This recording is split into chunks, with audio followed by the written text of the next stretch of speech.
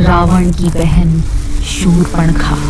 शूर्पणखा अपनी जादुई रूप परिवर्तन शक्ति से एक सुंदर नारी का रूप धारण करके राम के सामने आई। उसकी आंखों में लालच और शब्दों में छुपी चतुराई थी। आप लोग क्या इस वन में नए हो? कभी देखा नहीं क्या आप कोई राजकुमार जो इतने सुंदर हो? आपकी भुजाएं, आपका रूप, मैं आपको अपना पति बनाना चाहती हूँ। मेरे साथ लंका चलो, मैं आपको स्वर्ग जैसा सुख दूंगी।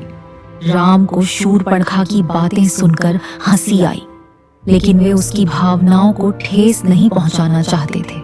सीता भी यह सब देखकर हंस रही थी। राम को इसी बीच एक मस्ती सूझी। थोड़ी दूर लक्ष्मण खड़े थे। राम ने उन्हें परेशान करने का सोचा। शूर्पणखा, मैं विवाहित हूँ। मेरा हृदय सिर्फ सीता के लिए है, लेकिन मेरा छोटा भाई लक्ष्मण यहाँ है।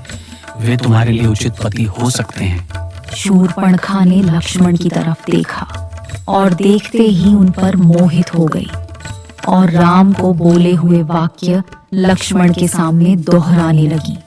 और शूर्पणखा को इस बात का आभास भी नहीं था कि रघुकुल के पुरुष अपने धर्म को सर्वोपरि मानते हैं। लक्ष्मण की पत्नी उर्मिला अयोध्या में अगले 14 वर्षों तक उनकी प्रतीक्षा करने वाली थी। उन दोनों के बीच का प्रेम अनंत था। उर्मिला के अलावा वे किसी स्त्री को नजर उठाकर पूरी तरह देखते भी नहीं। अंत में लक्ष्मण से अपनी हंसी नहीं रोकी गई। क्षमा करना देवी, पर मैं आपके किसी भी प्रस्ताव को स्वीकार नहीं कर सकता। मेरा जीवन राम और सीता की सेवा में समर्पित है। आपसे विवाह संभव नहीं है। यह बात सुनते ही शूर्पणखा का रूप बदल गया। उसका क्रोध फट पड़ा। एक साथ 2 पुरुषों ने उसके प्रस्ताव को अस्वीकार किया था। वह क्रोध में इधर उधर देखने लगी और उसकी नजर सीता पर पड़ी।